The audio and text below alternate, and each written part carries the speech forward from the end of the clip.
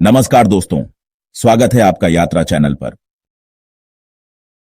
आज हम आपको लेकर चलेंगे भारत की सबसे पवित्र और अद्भुत यात्रा पर, चार धाम यात्रा।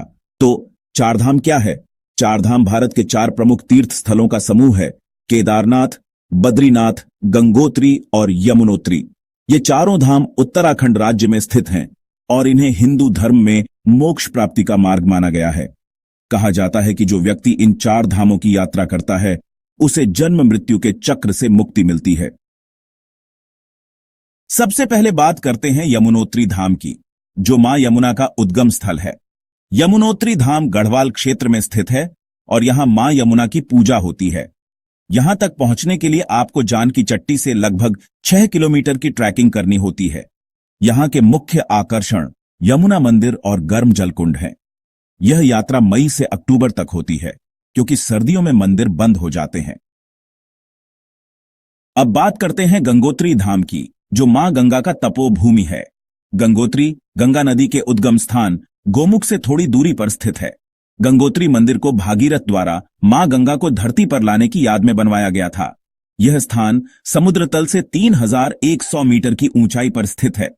यहां की शांति और गंगा जल का स्पर्श मन को अत्यंत शुद्ध कर देता है। तो अब बात करते हैं केदारनाथ धाम की, जो भगवान शिव का निवास माना जाता है। केदारनाथ 12 ज्योतिर्लिंगों में से एक है और इसे महादेव का निवास भी कहा जाता है।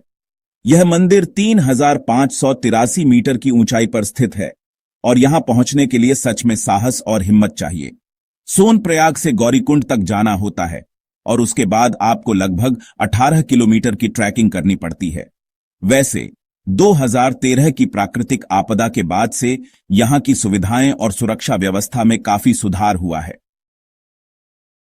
अब चलते हैं बद्रीनाथ धाम की ओर, जो भगवान विष्णु को समर्पित है। बद्रीनाथ धाम चारों धामों में सबसे सुलभ और भव्य मंदिर माना जाता है। यहां के मुख्य आकर्षणों में तप्त कुंड, नारद कुंड और नीलकंठ पर्वत की छटा शामिल है। बद्रीनाथ मंदिर अलकनंदा नदी के किनारे बसा है और इसकी वास्तुकला सच में बेहद मनमोहक है।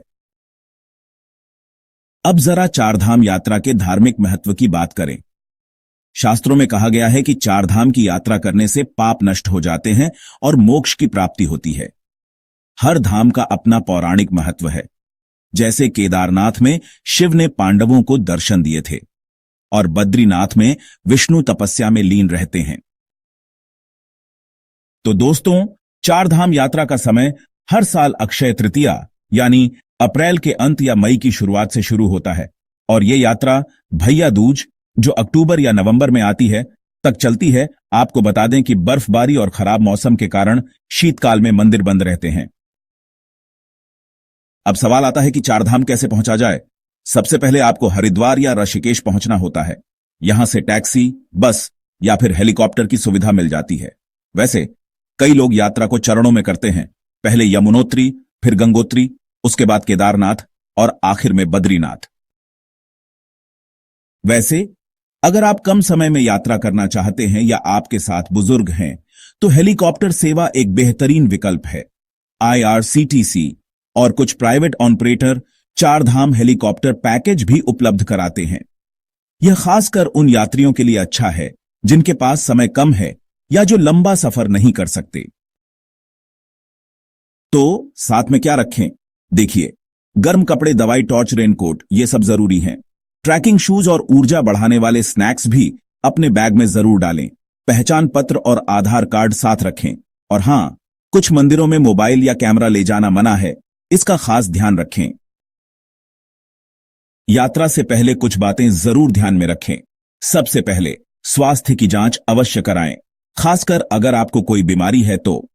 मौसम का पूर्वानुमान जरूर देखें, क्योंकि भूस्खलन और बारिश यहां आम बात है। और पंजीकरण अनिवार्य है। इसके लिए उत्तराखंड सरकार की आधिकारिक वेबसाइट पर ऑनलाइन रजिस्ट्रेशन करें।